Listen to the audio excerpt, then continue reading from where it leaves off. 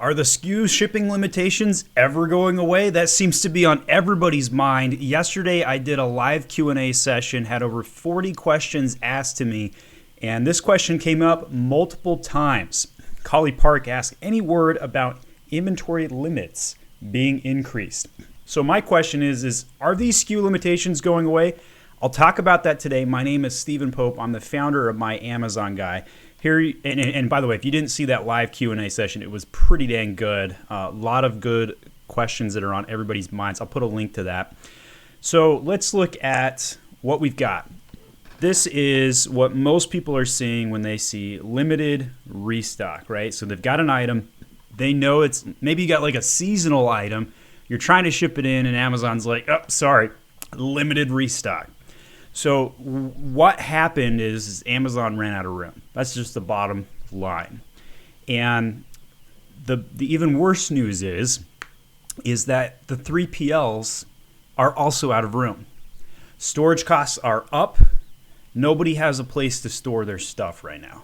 Like it's actually really that bad. I'm not making an exaggeration. There was one person who commented on our Q&A or sent me an email yesterday saying they contacted 15 3PLs, which is a third-party logistics warehouse service, and all 15 of them told them that they were full and could not take any more clients on. So, what does that mean for us FBA Amazon sellers? Well, it could mean that the SKU limitation is permanent. I might be the first one to ask that question. Is the SKU limitation permanent? I hope not, but I'm starting to wonder. I am honestly starting to wonder, because if there was going to be a change, it would have happened by now, in my opinion. I think we would have seen it in January. This is probably, at least for 2021, what we're going to see for the entire year. I am predicting the SKU limitation is going to stay for the entire year. And what this means is you're going to have a staging warehouse. Like, it's a game changer, right? Like, a lot of us were punting and hoping that, hey, we can continue using FBA for our storage. That is not the model anymore. Like, this is completely changed now. You are going to have to consider Amazon to be a marketplace, but not your logistics arm anymore. You're going to have to be able to ship directly to consumers again, back 5 to 10 years ago Amazon days. Because if you don't, you're going to stock out, especially with seasonal FBA issues. And we even saw news this week that UPS is shutting down pickup because they're over their limits with Amazon. So I like to often think of myself as like the taxi driver of Amazon. Like I'm just the dude driving the car. You guys tell me where to go, and then I'm like looking out the window. I'm like, man, a lot of people are showing up in this location. Wonder what's going on in there. And that's what I'm talking about. Like, so I'm not an insider. I don't really know what's going on over at Amazon. I've never even been in an Amazon warehouse before, right? Like some of you have been. But I can see the signs. Like, I can see like what the signals are.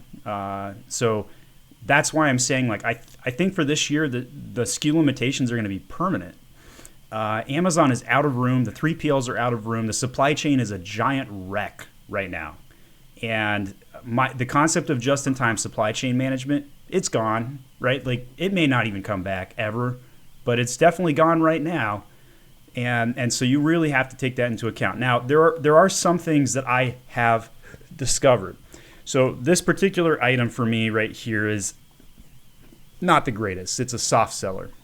However, and so like when I went to try and ship this in, I couldn't even get like 100 in. Couldn't even get 96 in. I can get 48 in though.